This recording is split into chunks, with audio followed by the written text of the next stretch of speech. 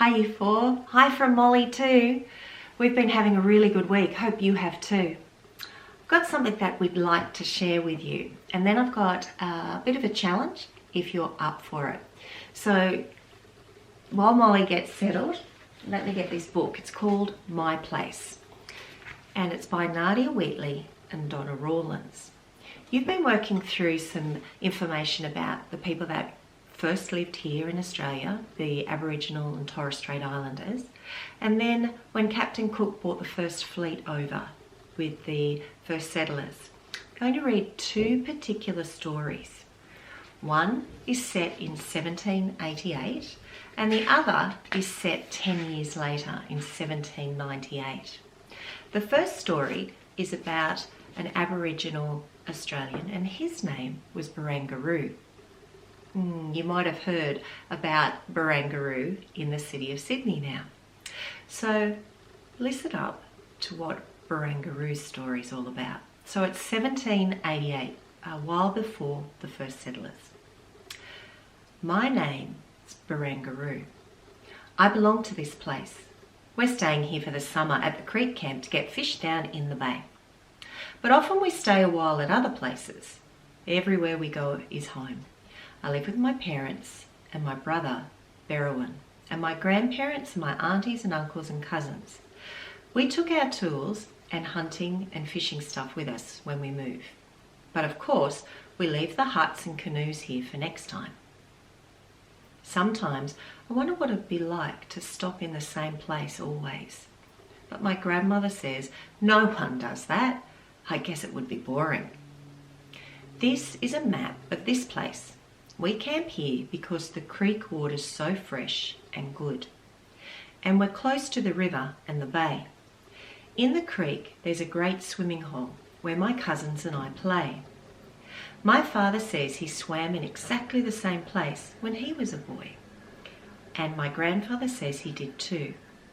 At the top of the hill, there's a big fig tree. This is our dog. He sleeps with me.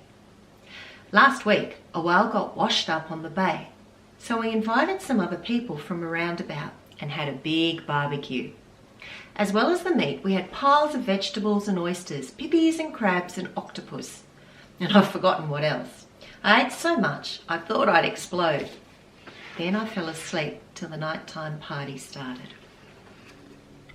Sometimes at the end of the day, I climb to the top of the big tree and play that I am the only person in the world. If I look one way, the sea runs out till it meets the sky. But the other way, the land goes on till the sun sets. My grandmother says, we've always belonged to this place. But how long, I ask, and how far? My grandmother says, forever and ever. And the next one takes place in 1798. This is my place. My name's Sam. I was born in London. I'm 11. The judge put me in jail because I stole a jacket. I was cold. In the jail they beat me. They put me on a ship and sent me here. Then they let me out to work for Mr. Owen. Sometimes he whips me too, but at least it's not cold and I can catch heaps of fish to eat. Last Christmas, Mr. Owen gave me a holiday. Mr. Owen is still in England. And start that part again. Last Christmas, Mr. Owen gave me a holiday. Mrs. Owen is still in England and she sent out pudding. Mr. Owen drank a lot of rum and let me eat as much as I like. I've never had pudding or a holiday before. This is me and Katie. I milk her every morning, and at night I put her in the pen in case she wanders away. This is a map of my place. We're clearing the bush back to make a farm. It gives me blisters. Mr. Owen has 90 acres, but he wants to buy more. I think he's got too much already. Sometimes he goes off to Sydney Cove to get supplies and doesn't come back for a week. I get scared at night. But in the daytime, I nick down to the creek. I found a great swimming hole. At the top of the hill, there's a big tree.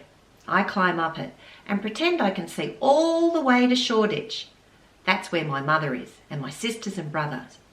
I wish I had someone to play with.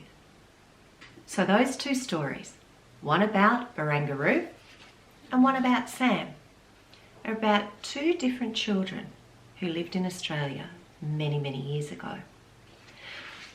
You've been getting to know all of the things that happened for our first Australian people, the Aboriginal and Torres Strait Islanders.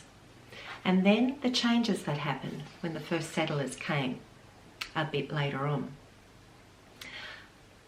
If you'd like to have a look back at the story and have a look at the map and the way that the paragraphs also were written, you'll see that this story is in an informative style, but written in a narrative text. So it's someone telling their story of their place in Australia. So my challenge to you, you're living in a different time, a different generation of Australia. We're going through something now called COVID. I'm wondering if you could write an informative text about your place, about the things that you do. What's happening for you? What do you do in your day? What's your place look like? What would the map of your place be like? We're all a part of the story of Australia. You're learning about the first people that were here all those years ago. But your story is just as important, and you're living part of history. So I'd be really interested if you wanted to take up the challenge of what your place is like. You never know. Maybe if it's that good, Nadia Wheatley and Donna Rawlins might add it to their story when they do some more. Have fun with it.